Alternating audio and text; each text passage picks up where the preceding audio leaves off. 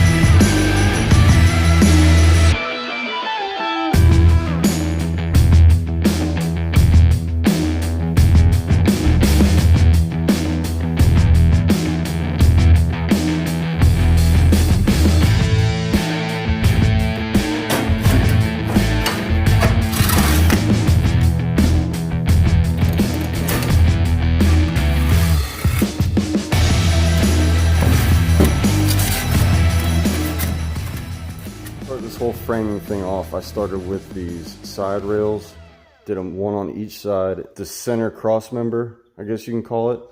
I got 2 pieces of angled aluminum back to back right there, riveted together. This is where I wanted all of my hatches to kind of line up to. I didn't want them to go past this point. So then I put this center hatch together. And what I mean by that is, this is the one that has the enclosed bottom in it. It comes in 4 pieces, you rivet it together. And then it just slides right underneath the hatch, and the bottom sits flush with the subfloor. So this is my first time putting rods in a rod locker, and that's a little bit more difficult than what I was kind of expecting it to be. My 8-foot rods do fit in here, but it's a little tight, and I think I'm going to do a separate video on that. So once I completely had this cross member in, I had to trim the inside of that one down a little bit.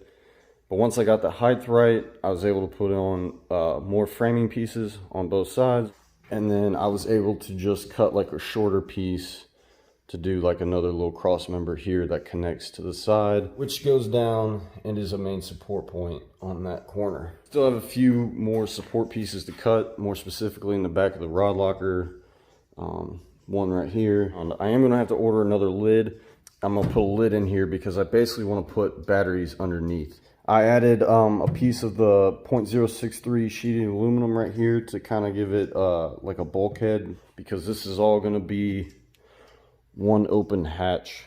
Had a little bit of space left right there, filled in some foam, framed out where the shallow day box dry hatch is going to sit, because this is where the recessed foot control is going to be here, but I know that I'm going to have to put a little bit more supports in the middle of that. And you got your rod locker side, and all this is going to be a separate video. Like I said, my first time trying the rod tubes. I'm putting the pink foam back in. I really like the pink foam. It fits perfectly in the boat, like in the sides. I'm not going to move. So I really like the pink foam. For along all the sides, I used this other foam. And here's kind of a piece of it. It's from Home Depot, the R-Mat. Might make a second video to the front deck framing, only because I want you guys to see how I'm going to finish this off. Like, I'm going to obviously add some foam underneath there, a battery box there that'll hold 2 batteries, and then we're going to